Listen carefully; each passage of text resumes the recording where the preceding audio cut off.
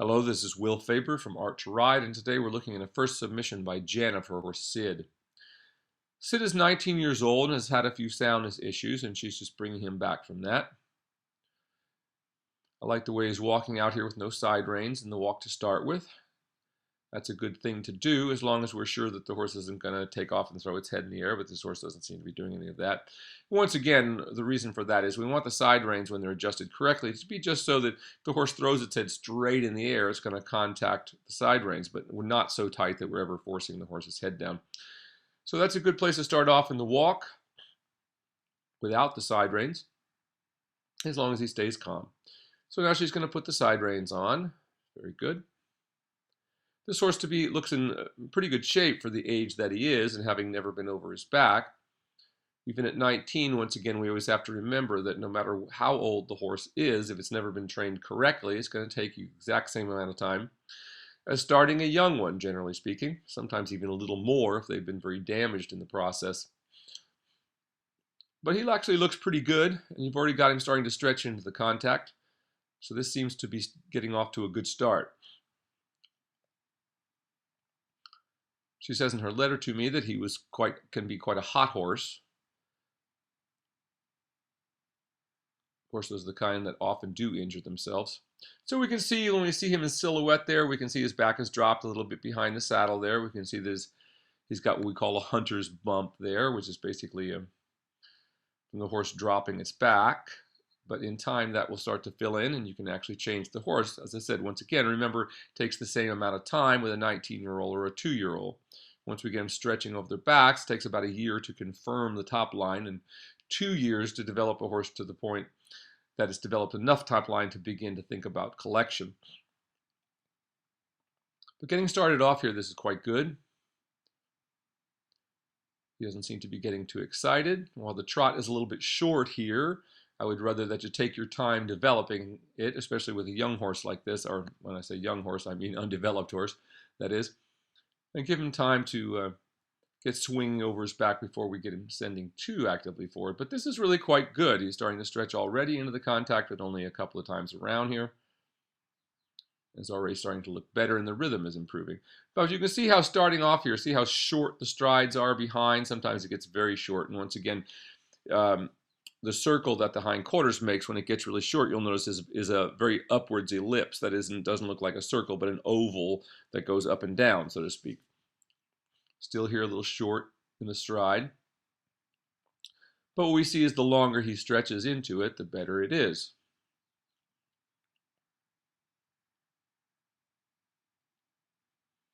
Once again, you're doing just the right thing there. You could send him on just a little bit more, but this is already starting to develop. He's already starting to seek the contact with the bridle, so basically this is very good. So I gather that she's just getting back into trot work after having a month of just walk work with this horse, so she's beginning the trot. And to start off, this is looking quite good. Of course, the beauty of the walk when we're rehabbing horses and why it's so important to learn to get horses over the back, because just like this horse, many horses, we're rehabbing them and they've got soundness issues. In the walk, we can do a lot of the walk without putting very much concussion into the horse's feet, so to speak, as they begin to develop. And then once they can get over their backs in the walk, then we can begin the work in the trot. Good, this is starting to look better.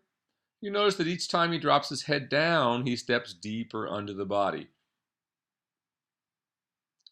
Someone wrote to me yesterday telling me that their trainer told them, that you had to bring the horse's head down. That is, if you stretch them, they would never be able to step deeper under the body. But of course, what a ridiculous statement that is, because that's exactly what allows the horse to come deeper under his body.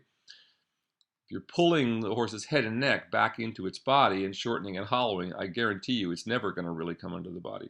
It's never going to really track up and engage and lift its back. This is looking better as we're going here. Still needs to be a little more swinging and active, but it's not bad. So again, I'd rather that you take your time and get him stretching into it than for having him to, bolt forward and that sort of thing, especially if you're coming back, from an injury with the horse. Now this is looking good there. When he starts to stretch down, once again, we can see how the muscling across the top of the neck starts to change. And he will start to stretch and reach deeper under the body with the hind legs.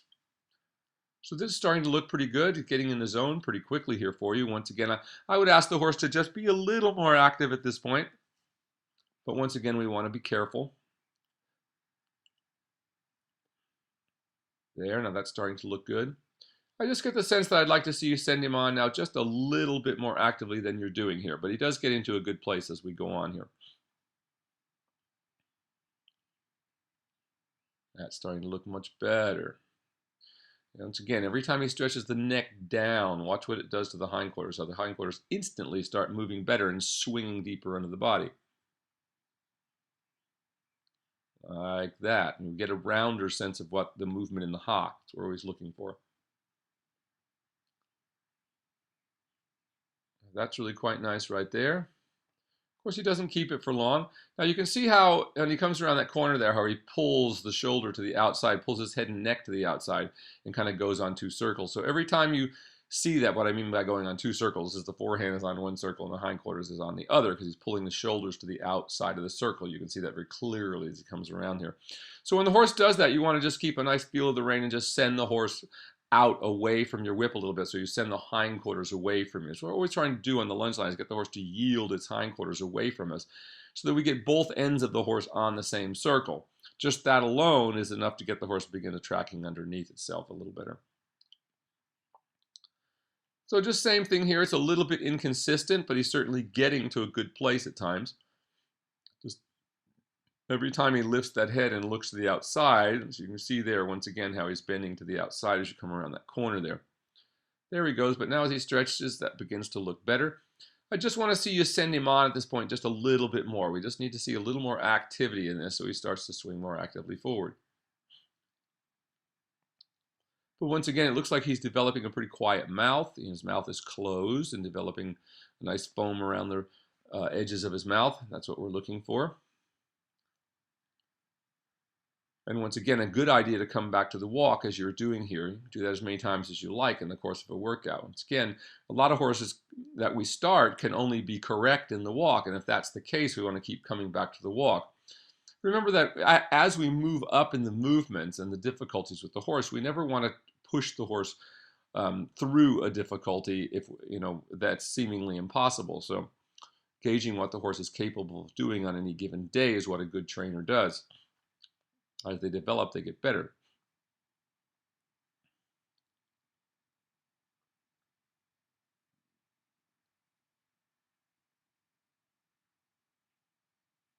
So changing sides here. Take a look and see what the other side looks like. So about the only thing I said going in that opposite direction was I would have liked to have seen you just try for a little more activity out of the horse.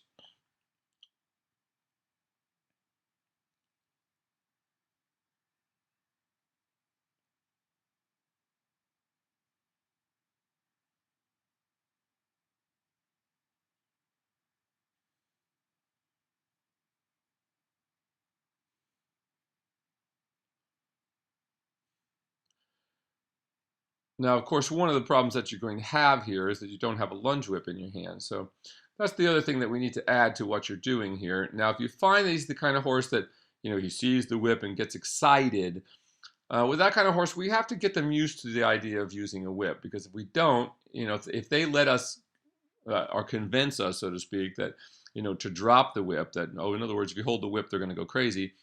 With those kind of horses, we do have to just let them work it out, because we must get them used to using a lunge whip so that we can send them on forward and make the corrections. So the problem with what you're doing here now without a lunge whip in your hand is that you really can't affect the horse by pushing the hindquarters away, because once in a while it's necessary to tap the horse with the whip. Just like when we ride, it's necessary once in a while with the lunge whip to be able to tap them once in a while to send them forward, because a lot of horses will just sort of forget about you if they don't think it means anything. Just like riders who we see who snap the lunge whip all the time. Pretty soon the horse doesn't react to it because it's just a sound. If we never touch them with it, they're never going to understand what that snap means once they get over just kind of being a little startled by the sound. So a lunge whip in your hand would be good, though I'm not minding, he's certainly starting to stretch into the contact here a little bit. But we do want to add that to your equipment here very soon as you can, because it's lunging like this is kind of like lunging without or like riding without your legs. If you can't have your legs, you can't put them on to send the horse forward. So that's kind of where you are here. It's again, if you had a lunge whip in your hand, you'd find it a lot easier to get him to move forward. Once again, unless he's one of those horses that has learned every time he sees the lunge whip, he goes crazy. But even with those horses, we just have to take our time and get them used to it, because once again, if we don't have it, then we can't use it when we need it. Like when you need to push this horse's hindquarters away from you, for instance, as in the other direction when he kept pulling the hindquarters to the inside, pulling the shoulders to the outside. But once again, this walk is not too bad. He's starting to stretch into it.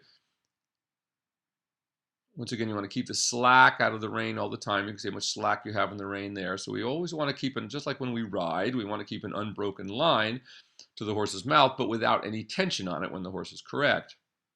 Even when it's incorrect, we never hold a constant pressure against the horse. Like we never use our legs constantly by pressing and squeezing all of the time. That's what makes horses go dead to the leg. Just like in the mouth, we can't hold against the horse's mouth. If we do, we're always going to be punishing the horse. In other words, it's just like driving your car with the brakes on all the time. Eventually, you're going to wear the brakes out, and maybe the motor and everything else along with it. That's what we see happening to horses all the time. Now, this is a better stretch here in the walk. I like how he starts to seek that, but once again, because you don't have a whip in your hand, you can't really encourage much more activity other than to sort of shake the end of the line there at him. And as you're doing there, as you see when you lift up that line like that, at this point he knows that's not doing anything, so he just ignores you.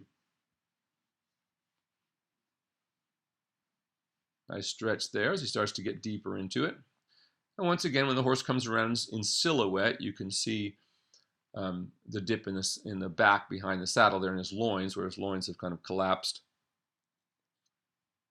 But just know that you can correct all of that. I mean, so far I haven't seen any real soundness issues in this horse, so I think you've done a good job of bringing him back. And what I would say, her veterinarian has suggested some surgery to a tendon area, but I would suggest trying to train him here first and see if you can't avoid that. Good stretch here, only just needs to be a little more active. So that's basically what I'm seeing here. You can see how he comes around that corner and kind of pulls the shoulders out a little bit.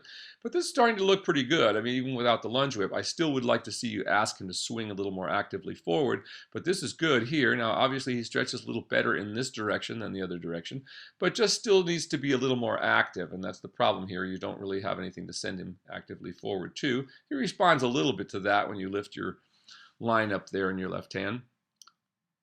But once again, it would be much easier if you actually had a lunge whip in your hand. So this is starting to look quite good. Now, one thing I would suggest, if you find that the horse stretches better in one direction than the other, which he seems to do, in this direction he seems a little happier, I would start off in the good direction always first, so that the horse gets stretching before we go to the bad side, and that generally will help the side that isn't so good get a little bit better. So that was really good towards the end there, though once again, it just needed to be a little more active. Once again, you need to have that lunge whip in your hand so you can just send him on just a little bit more. But other than that, that's starting to come around quite well. But once again, it's not just enough to have the horse stretch its head and neck down. We see, Western riders who do the peanut rolling thing where their noses are permanently on the ground. But if you'll notice, those horses are not moving through behind, and therefore they don't develop.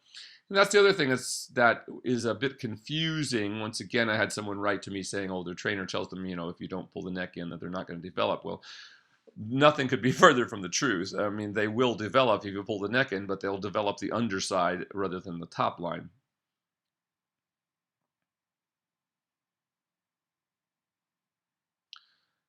So that was pretty good with that trot. As I said, just once again, I like the end of it. It just didn't quite get swinging forward and active enough. But you're in the right direction. So once again, once you get that head and neck stretching down, then we just have to ask the horse more actively to come through.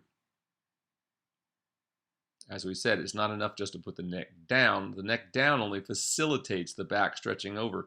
Kind of like a person leaning over and how it stretches your loin if you lean over correctly, like in a yoga stretch. And that's exactly what we want the horse to do.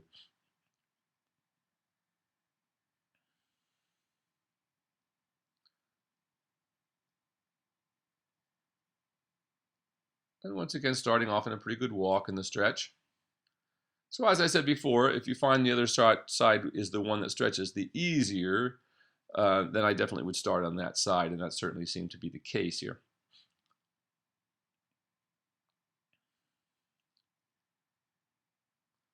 Once again, we can see when the horse just stands here where all the muscle is. It's on the underside of the neck. Once again, we see the hollow in the back. You know, one of my main reasons for putting all these videos that we do so people will be able to make their own evaluations of horses. Are they working correctly or not? For instance, going out to buy a horse, or if you're taking lessons from somebody who's telling you to pull the horse's head down. And what I always say is, you know, everybody today has the words. Almost every trainer talks about horses being round these days, but unfortunately, most of them think that means round in the neck and not in the back. They really don't understand the whole concept for simply no other reason that they just simply haven't had a good education. Unfortunately, you know, we're coming out of time. People don't understand the horse business here, and what happened to it is that people don't realize that after World War II, we lost 20 years of riding, and that so many of the horses had disappeared during World War II, and so many of the trainers, like my own father, when he came back from World War II, there was no horse business anymore because the horses had all been fed to the troops and starving Europeans. So unfortunately, it took about 20 years for the business to come back, and by the time it did, we basically lost 2 generations of riding. So, you know, riding grew very rapidly during the 70s, 80s, and 90s, and exponentially. And unfortunately, there just simply weren't enough good trainers to train all these people. So in every area around the world I go, I see the same thing. You know, whoever went to the horse show and won a blue ribbon, even though they weren't doing it correctly, became a trainer, kind of the best of the worst kind of syndrome. And unfortunately, we have a lot of people who got the wrong education. Now, for myself, I was able to, you know, come to that conclusion because I grew up learning how to ride like this. And then when I started riding and for other trainers, and 3-day eventing trainers and this sort of thing, as I got into that, I found that very few of them gave me the answers that I was seeking, and my horses became more frustrated. They became harder to jump rather than easier to jump. So that's what led me to realizing that something was wrong with what I was learning from these people, because I'd learned it correctly to begin with. And you know, when I was beginning to be told to hold against the mouth and beat the horse up, trying to, you know, push them into the reins or onto the reins, it just doesn't work that way. You can't pull back and push at the same time. So bear that in mind. Once again, this trot looks a little better in this direction second time around. He starts to stretch a little more actively, and the trot is starting to look a little more active. So that's what we want. Once again, though, because you don't have a whip in your hand, there isn't much you can do other than wave that line at him. Though this is starting to look much better. He's not pulling to the outside so much as he does right there. And that's what we want to do. See, if you had a lunge whip in your hand, what you'd want to do, as soon as you see him trying to pull to the outside, you just would encourage him a little more forward, which you are certainly trying to do, but you just don't have the equipment to do it as well as one might. But that's a good stretch there. And once again, what we'd like to see is once you see him stretch like that, then ask for just a little more swing. So once again, the head and neck being into a stretch position just facilitates and allows the back end to come through, but we still have to ask for that to happen. So this is all very good. I just like to see it a little bit bigger once you get him into that place. Once again, like it was in the other direction, see how he comes around that one corner and he pulls his head to the outside and he pulls his shoulders to the outside, and all of a sudden he's on 2 circles like he tried to be right there. So remember, our goal in lunging is simply to get both ends of the horse on the same circle. That alone will get the horse to reach under. But that's a good stretch there. And once again, if you've had some soundness problems with this horse, you know, keeping him calm is very, very important. But once we get calm and stretched, then we need to get a little more active forward movement. So this is looking better here. And once again, every time he stretches down, look how the muscles change and look how much rounder the hock moves. Like, that's the best you've done right there. And that was better coming out of that corner. He didn't counterflex so much that time. And this is starting to look like a little better trot. I still got a sense of him just moving a little more forward. I like to see a little more swing in that hind leg, but you're certainly getting started in the right direction here. Once again, you can see when he pulls his neck up, you know, how developed he is on the underside of the neck. Once again, as I tell people all the time, you don't have to see a horse ridden to know how it's been trained. Just look at the condition its body is in.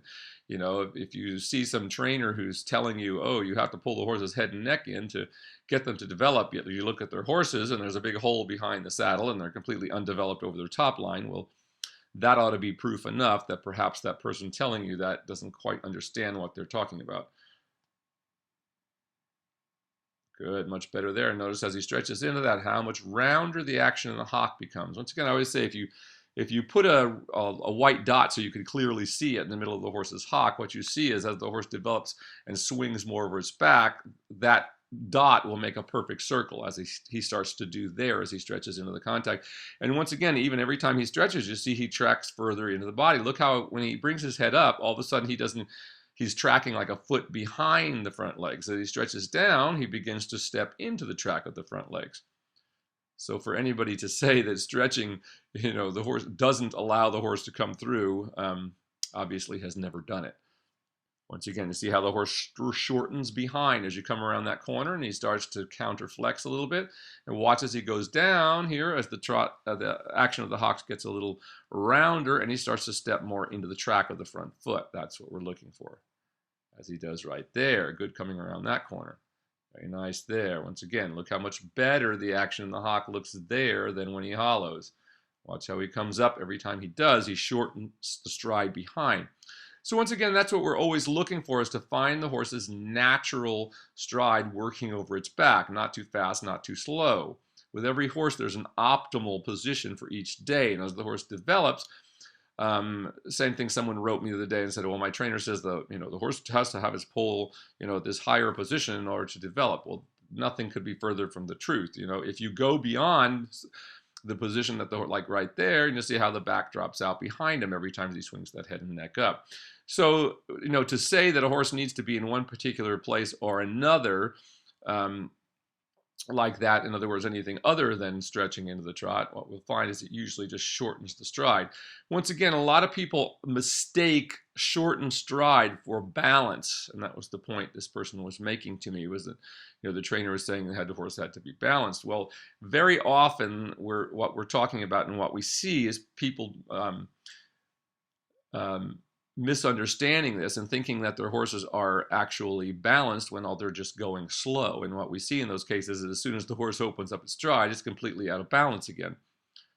Thus the danger, for instance, of people who never been outside of a flat ring jumping, and they get their horses on ground that isn't flat, and they fall right down because they're really not balanced. They're just in shortened frame, and they get out and try to gallop a little bit or something, and they find the horse is completely out of balance and therefore dangerous. Remember, the worst thing you can do is ride a horse out of balance, because even in a flat dressage ring with perfect fitting, horses can fall down right on top of you if they're out of balance, especially if you're trying to do lateral work and these kinds of things. Out of balance horses can just twist their legs together and just fall right down on top of you. I've seen it happen many times. So that was a pretty good trot that you got to. Once again, what I'm really looking for is just a little more activity. So my big suggestion to you is to begin to work with a lunge whip. And once again, if you're not lunging with one because this horse gets upset every time he sees you in your hand, you just have to get him over that, which means you just have to keep it in your hand. And if the horse freaks out, you just have to stay there with it and not let him talk you into not using the whip, which is what I see all the time. So once again, just take it slowly, begin to carry the whip in your hand, and get the horse used to it till you have your leg, so to speak, because that's what it is. If you don't have the lunge whip, it's just like riding without your legs. You have nothing to send the horse forward with other than to try to scare him with that end of that line as you sort of wave it at him, which will work for a little while, and you might get some response, but there will come a point which the horse will just go, hey, wait a minute, that isn't doing anything. I'll just do whatever I feel like doing. But you've done a good job of bringing this horse along so far, just doing the walk work. And if you're just beginning in the trot, what I'm seeing here is really good. Now, that's a good walk there. As you notice, that time the walk started to really step forward and swing. Now, that's the best walk we've seen so far. Much, much better there. All of a sudden, things clicked in a little bit. He started to let himself swing. And notice how he immediately starts stepping deeper under the body the more he stretches. Really good here, much improved walk. So that's the kind of walk, once you get that and active over his back, and if you're rehabbing a horse, you can do a lot of that. And that's exactly where you'd want it to be if you were riding him in the walk as well. Same thing. You want that big swinging walk over the back. You can develop a horse to a great deal without ever getting out of the walk once you realize that if you get the horse over the back, even in the walk, it will develop the horse's top line. So we rehab a lot of horses, and I've brought a lot of horses back from injuries. So we have to do a lot of walk work with those kind of horses because we can't put the pressure on whatever may be the problem. And I think that's the case with you. So this is really good to do a lot of walk work as you're doing. And once you get it to that stage, where he really starts to swing as you're getting him there. And notice how close you're having to get to him to get that, once again, because you don't have a whip in your hand. So you're having to get right up next to his hindquarters, which is not a great idea because some horses that could spin and kick at you. Once again, the beauty of the lunging horses, it takes away all that danger. We see people going in and playing with young horses in pens and things like that. And the stories that I hear of people being injured doing that, I mean, I hear them over and over again everywhere I travel.